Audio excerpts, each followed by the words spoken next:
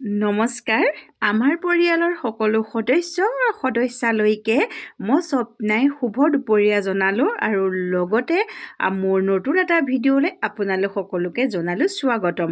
আৰু আজি বনাবলৈ লৈছোঁ কচু পুলি। এয়া পানী উতলি আছে আৰু লগতে 3টা শুকান জলকীয়া দিলোঁ আৰু দিলোঁ অকণমান সোৱাদ অনুসৰি নিমখ আৰু সম্পূৰ্ণ জুইত বনাইছোঁ। এয়া আপোনালোকক দেখুৱাইছোঁৱে। লগতে এয়া মই কাটি লোৱা 2টা ডাঙৰ চাইজৰ বিলাহী সেইখিনিও দি দিলোঁ। সম্পূৰ্ণ বইল হ'ব আৰু লগতে এয়া মই 1.5 চামুচমানৰ জোখৰ জালুকৰ গুড়ি ব্যৱহাৰ কৰিছোঁ। আৰু এতিয়া এইখিনি ভালদৰে আমি উতলিবলৈ দিব লাগিব। আৰু আপোনালোক কেনে আছে? নিশ্চয় ভালে আছে নহয় জানো? আৰু আশীৰ্বাদ কৰিব আমাৰ কাৰণেও, আমিও যেন সদায় ভালে কুশলে থাকিব পাৰোঁ। আৰু লগতে এয়া মই থেতেলিয়াই লোৱা নহৰুখিনিও দি দিলোঁ। আৰু এতিয়া এইখিনি উতলিবলৈ দিম। অলপ উতলি অহাৰ পাছতহে কচুখিনি ব্যৱহাৰ কৰিম। আৰু ডখৰকৈ যিখিনি মই আলু কাটি লৈছিলোঁ, কাৰণ আলুখিনিও এতিয়া ইয়াতে দি দিলোঁ। দিয়াৰ পিছত এইখিনি অলপ উতলিবলৈ দিম। আৰু এয়া দেখিছে নহয়, উতলি আহিছে। আৰু জুইত বনোৱা কচু পুলি এই আঞ্জাখন খাই, আঞ্জা বুলিয়ে কৈছোঁ আৰু, খুবেই ভাল লাগে। এইটো আপোনালোকৰ ওপৰত নিৰ্ভৰ কৰিব, আপোনালোকে ডাঠকৈ খায় নে পাতলকৈ খায় নে অলপ থপথপীয়াকৈ খায়। আৰু মই কেনেকৈ বনাইছোঁ সেইখিনিতো আপোনালোকক সম্পূৰ্ণ দেখুৱাই দিছোঁ। আৰু যিখিনি মই কচু পুলি ভালকৈ চাফাকৈ মই সৰুকৈ কাটি লৈছিলোঁ, এয়া দেখিছে কেনেকৈ কাটি লৈছোঁ। এতিয়া দি দিলোঁ। দি পেলাই এতিয়া ঢাকোন মাৰি দিম। এইখিনি ধুনীয়াকৈ সিজি থাকিব। আহক এতিয়া চাওঁচোন কচু পুলিখিনি কিমান সিজিছে।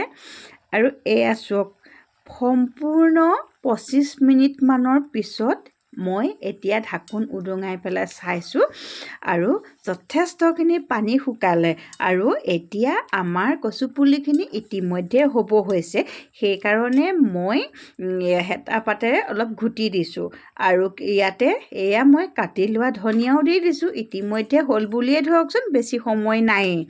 আৰু এনেকৈ যদি আপোনালোকে কচু পুলি বনাই খাই পোৱা নাই, বনাই খাই চাব।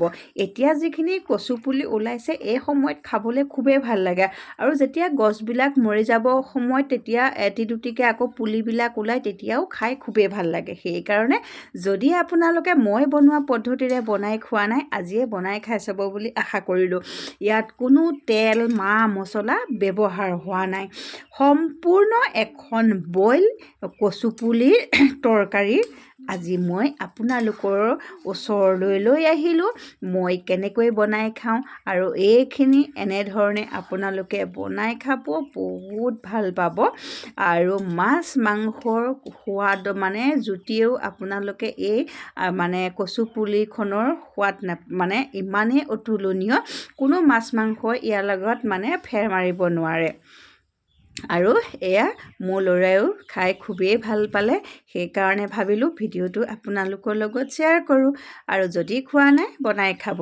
যেতিয়া পানীত দি থ'ব, জুইতে হওক বা গেছতেই হওক, আপোনালোকে দিয়াৰ পিছত অলপ সময়, আধা ঘণ্টামানলৈকে নাচাবই, আপোনালোকে দি থ'ব।